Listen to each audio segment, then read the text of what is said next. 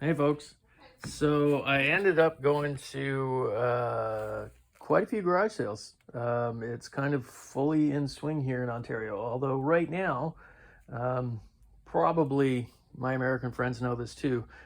We have got a lot of wildfire smoke coming from up north.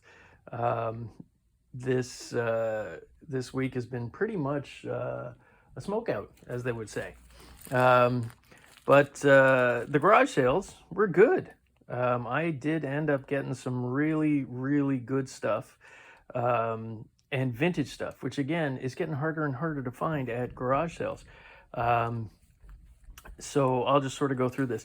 I am not 100% sure, but I did do some filming with the camera at garage sales. I need to get a chest mount clearly because I was still a little shy about it. So I tried to do hand stuff, and half of the things I didn't even get in any of the videos. I am going to try and edit it. I am learning slowly, and it's a frustrating process for me. So maybe none of that stuff makes it into this, and it's just like your usual thing. But I am learning. So in the future, I swear to you all, before the end of this year's garage sale season, I will learn how to edit a full blown video like a big boy. But until then, this may or may not have some shots from me being out there in the garage sale thing. But for now, we'll just get into the stuff because honestly, that's the most important part. Um, Lots of little weird things. I did hit a garage sale at a little sort of trailer park community, and I got some cool stuff. So the first thing that I'm going to cover is this bunch of cassettes. I buy cassettes now and then. Usually I sort of pick through them and pull out any of the punk stuff because that stuff is punk, hip hop, and metal are really the only cassettes I can sell. But this time was a little different. I asked if they had records, and the lady said no, but she did point out some tubs that weren't even open and said, those are full of cassettes. And I said, well, I'll have a look. And as I'm looking at them, I'm noticing things like this. I'm like, that, I don't recognize that label. And I do know the sky's gone out, but the artwork on this is a little bit different. In fact, on a lot of these, the artwork is different. If you look at this one, it's King Crimson, the classic album of In the Court of the Crimson King. But for those of you who know this album, you'll notice that this slightly different artwork. And it's this weird label called 747.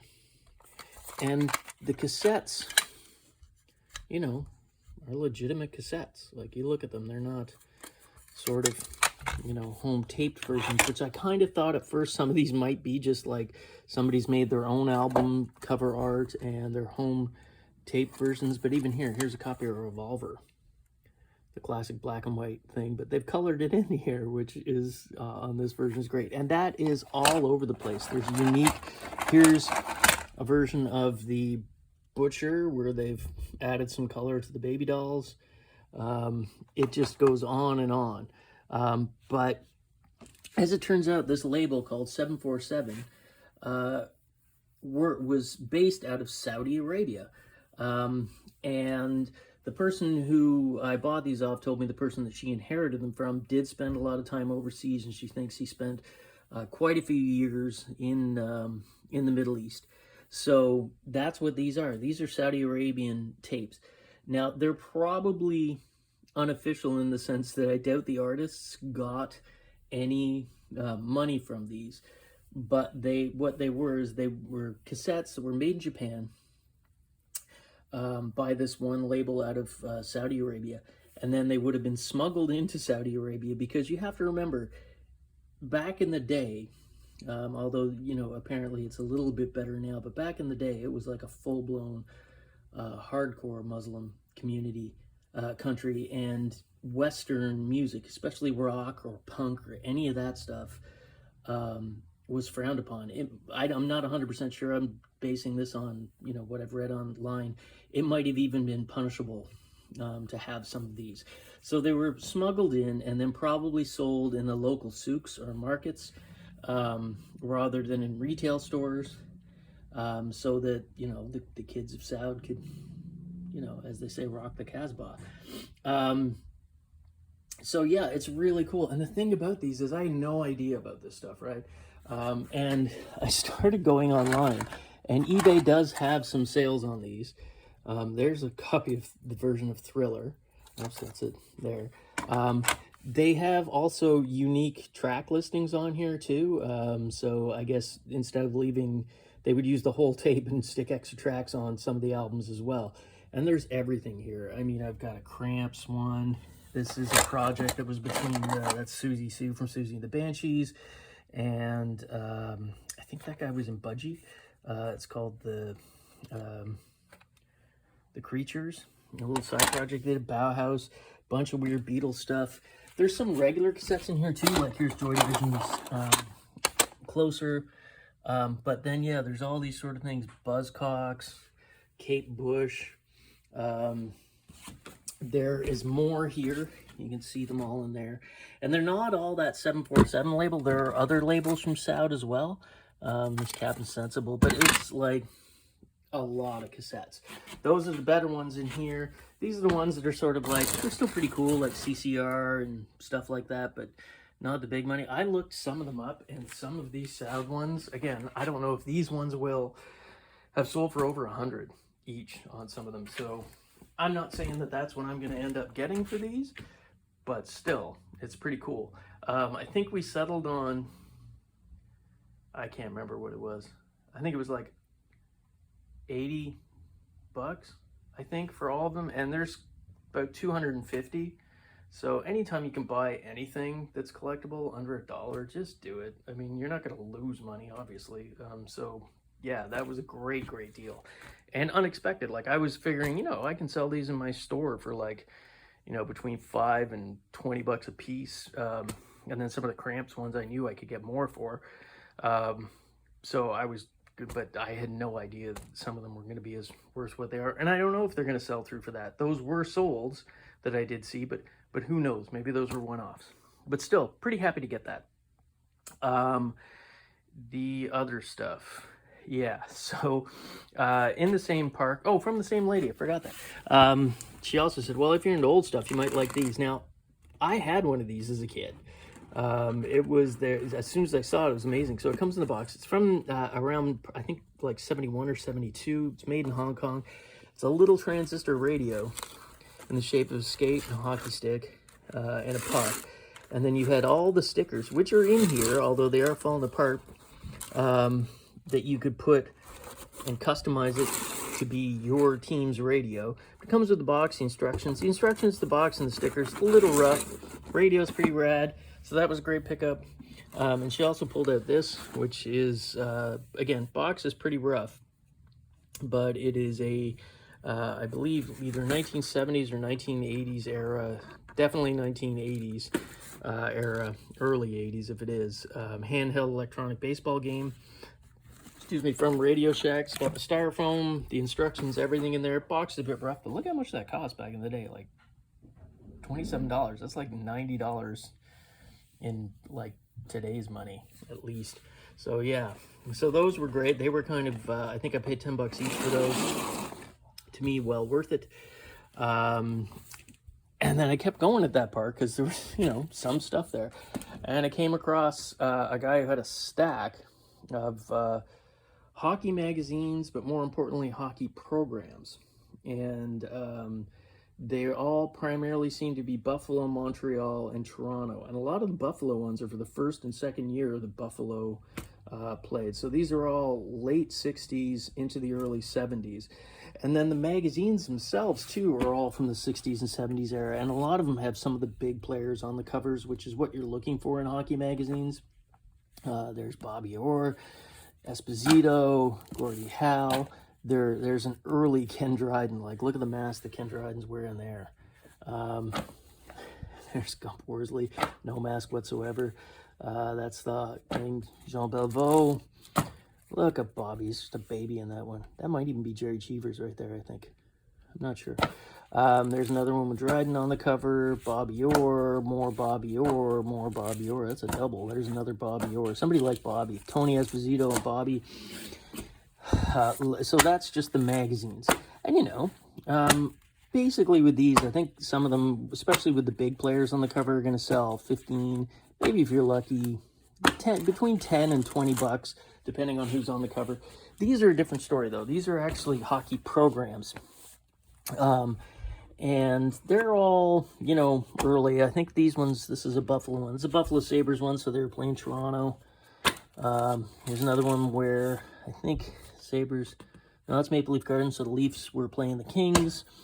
Look at that, the French Connection. That's got to be. This is a Stanley Cup. I think it was the year that they made it to the quarterfinals and got knocked out by Montreal. I forget what year it was, but it was in the 70s, early 70s. But there's Gilbert Perreault. I think that's Pitt Martin, I think. Yeah, it's the French Connection. I can't remember the guys' names. I'm going to get yelled at by people online for not knowing that out of Buffalo. Sorry, my fellow Buffalo fans. But that's a great, anytime you can get a Stanley Cup program, even if it's playoffs like that one. Philly, there's Gilbert Perreault. That's got to be his rookie year. So, yeah, 1970. So I think that was their first year in the league. So those things are kind of good. There's a whole stack of them, and some of these are signed. Like there's Mike Robitaille. There you go. That one's signed by Punch Imlock, who was the Buffalo coach for early years. I haven't gone through them all yet, but there's like a ton, and they're all from, as I said, first couple of years of Buffalo being in the league, and then a smattering of some Leafs ones, like there's Maple Leaf Magazine, Kansas City Chiefs hockey team right there. It's a defunct team, which is kind of great. Atlanta Flames, another defunct thing. Oh, Gee. Look at Gee. But yeah, just great things. There's another one with a bunch of autographs that I got to look up. There's a great one of the Stanley Cup. Now, this is kind of cool because it's the two Dryden brothers. Dave played for Buffalo, and Ken there, obviously everybody knows Ken, he's a Hall of Famer, played for Montreal, and they faced each other in I think it was the quarterfinals of the Stanley Cup. So I have two of those, but that's a pretty iconic picture with the brothers facing off against each other. They still look pretty happy with each other, although I bet you Christmas dinner was a bit awkward after that. But yeah, like a whole stack of them. I can't remember. I think there were 80, 90 of them. Initially, they had $3 a piece on the programs, and then I think it was $3 for $1 on the magazines. And I just, said, okay, I'll take them, how much you want for everything. And I think it was, man, I got to write these down. I'm going to say it was either 75 or $50. I can't remember which, but either way, a heck of a deal. I wasn't really, honestly thinking that they were going to knock that much off it, but, I'll take it. So I'm pretty happy with that. A great lot of hockey magazines. You don't find sports stuff anymore from that era at garage sales. And I know I keep saying that, but like these are few and far between anymore, but a great find. Really happy with that. A few other little things I picked up here and there, because those were the two major ones for me. Little Empire Strikes Back storybook, me, and I love my Star Wars. Some strawberry shortcake little action dolly figures. I don't know much about those, but I picked them up because they were 50 cents. Some 70s and 80s Barbies. The new Barbie movie is coming out. I'm not saying go out and buy Barbie right now, but if you've got a lot of Barbies sitting around that you haven't been able to sell, get it up on whichever site you sell on, because I'm sure there's going to be a resurgence in Barbie once that movie hits this summer. And this is kind of cool. It's a My Little Pony seahorse. It would have come with a shell that it stands up on, but it wasn't there. But again, it was 25 cents. So what are you going to do? Sell for about 20 bucks on their own. These are really cool. This is legitimate antique stuff. A JP Coates, which was a cotton company that made cotton spools.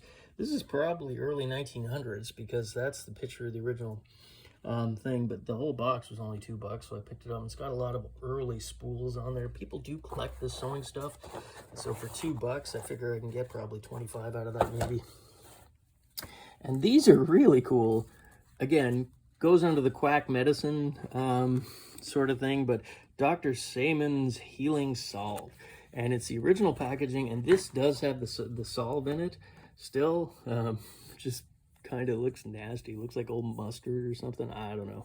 It's supposed to heal everything from like your skin issues to your cough. Look at the picture of that poor kid covered in sores.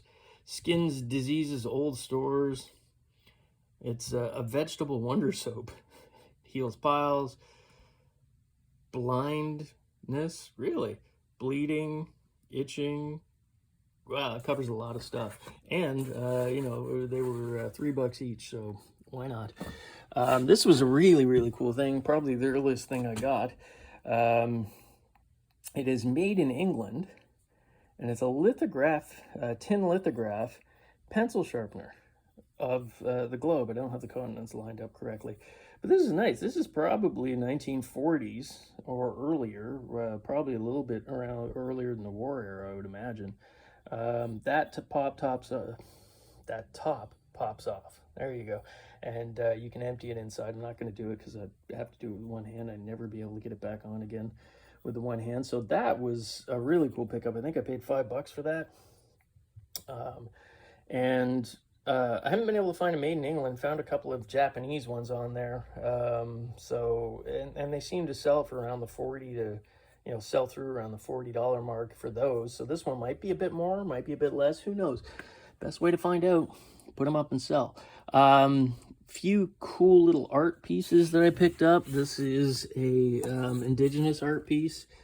And it is actually signed and by the indigenous artist on there. Harold Baker, Squamish, BC. He's a Salish Indian, as he said on there. Really nice West Coast carved piece. I think that was $5. And then this is really cool. I actually might keep this one for myself. It's sort of this abstract. There's two people on there. It's kind of a bit hard to make out, but I can. By Charles Soucan. And he was a ceramics artist out of Quebec, as it says right on there, which is kind of nice. When you find pieces that they tell you who the artist is, and it's nice like this, nice abstract ceramic work on there. It was only $2. I mean, what else are you going to spend $2 on? I mean, honestly, I mean, you can't even buy a coffee here for $2 anymore. The one thing I just realized I didn't bring up here is I did get a vintage racing shirt. I think it was a Dale Earnhardt shirt from the 1980s. I think that one's in the wash right now. That was $10, single stitch, really nice shirt. Maybe I'll show it in another video. This is a Matchbox carrying case, nothing special about it. It's got its trays in there, which is kind of neat. Somebody unfortunately stuck a giant sticker on there, which I'll have to get off. That was a few bucks. And then these are probably some of the coolest designed cutlery I've ever seen. They are actually made in Japan, and I forget where they were designed. I'm not gonna lie. They weren't designed in Japan, but they are made. It's Japanese stainless. They're like these little traveling kits. There it is on there. I forget the name of the company that did, but what a great little design. They're probably circa 1970s. They have each of your cutlery pieces in there. You can travel with you. Pretty modernist, kind of cool, space-agey design. Knife on there too. And they all fit into this little carrying case. And there's some great camera work for you. There, like that. And then there's a white version of it with exactly the same setup. Cool little space-age pieces. Oh, and I generally avoid video games like the plague, but these were 50 cents a piece. And, you know, they're not worth very much, maybe 10, 15 bucks, but I couldn't leave them behind at that price, so... I think that's it. Oh, no, there was one other thing. A whole bunch of... Oh, yeah, there was another thing on top of that. Little pins. The whole thing, I think, was $2. But what I did get, and they're not here. These are all Dutch little advertising things. I guess back in the day in Holland, they did a lot of advertising pins. These are companies, they would give these away. They're stick pins. There's literally like 50, 60 of them in here. Mostly Dutch companies, some I've never heard of, some I'm more familiar with. There's a really nice SO one in there. And they seem to be like cleaning things, but there were a couple of metals, which I was getting ready to list and I didn't bring over here. One of which was actually just after World War II metal that was given away for service in, was it Indonesia? I think it was one of the Dutch colonies, and it was for actual military service. Eventually, the Dutch, man, I wish I could remember which thing it was. This is what happens when you get old. You forget, you know, really important details if you don't write them down. And I don't write stuff down, sadly. It's hard to remember to write stuff down to remember when you get old. But that was kind of cool. This whole thing was like $5, and that one medal is usually worth around 40 to 50. And there were a couple of other little sort of more like civic medals that were in there as well for like athletics and things like that. So, you know, I couldn't turn it down. I didn't know any of that stuff. Again, it was just a cool bunch of pins, and just by numbers at $5, you can't lose. Always buy stuff when if you're buying it in bulk and it's cheap, just get it. I mean, honestly, what are you gonna do? Like, obviously don't go buy, you know, 10,000 things at $1, unless you can really make a lot of money off it. But that you know, you're not going to be. But generally, most smalls that you find at things like garage sales and in thrift stores and estate auctions and things like that, usually if you're getting them at $1 or less, you're going to be able to make money on it. Some things are a little slower, but again, you don't have a lot of money invested in it, so I don't know. I'm, as I said, over 50, so my time is getting shorter. But if you're younger, just buy it and hang on to it. Why not? What are you going to do? You know, $50 ain't going to buy you much anymore, and it certainly ain't going to help you that much in the stock market. But at least here, you know, you get to enjoy some of the stuff. And finally, this is the last thing. It came, I forgot, it came with a bag with that Matchbox carrying case. Were a bunch of mostly Hot Wheels cars. There's a couple of Matchbox. These are all Matchbox from the 70s and 80s. That's, I think, a 70s Hot Wheels van. Not in the best shape. I don't know what that is. There's another pickup truck from Hot Wheels pickup truck. Some are made in Hong Kong. Some, I think, are Malaysia. Like that one is a 57 Chevy Malaysia. So that's probably closer to the 80s with the gold rims. Oh, there's another strawberry shortcake. Throw that one over there. Some Cabbage Patch. And then, yeah, a few other cars, Hot Wheels cars in there. So, you know, I think that was like $10 for all that. So, again, $1 a piece. $1 a piece is like my magic number. Like, pretty much throw $1 a piece on anything. I'm like, yeah, why not? Who cares? I'll give it a try. It has served me well in the past, and, you know, it's getting harder and harder to find things at $1 a piece now, even at garage sales. I mean, there's, how's that for a sentence? I just said like 3 full like syllables there without any word coming out. Classic. So yeah, I'm gonna call that it for the day. That's a lot of good stuff. It'll last me a while to sell. And you know, those cassettes are sleepers. Maybe if I learn to edit, I'll do one of those shows where people show what stuff sold for. That's fun. I just don't know how to do it, but I'm sure I'll be able to figure it out. You know, I you know, did go to university. Not that that helped me with my life, because here's where I ended up. Yeah, other people went to university and they're like, you know, driving Ferraris, developing AI. Me, peddling old cassettes and records. So, but I love my life, so I'm pretty happy with it. But yeah, if you guys like this kind of content, hit that bell icon, like, and subscribe, as the kids say. You don't have to subscribe though, but if you do like this stuff, why not? You know, helps me a little bit, and you guys get to see some fun content and an old man yammer on for what we up to here, 24 minutes. Yikes. All right, folks, See you at the next one, and hopefully there's some edited content on this. Bye.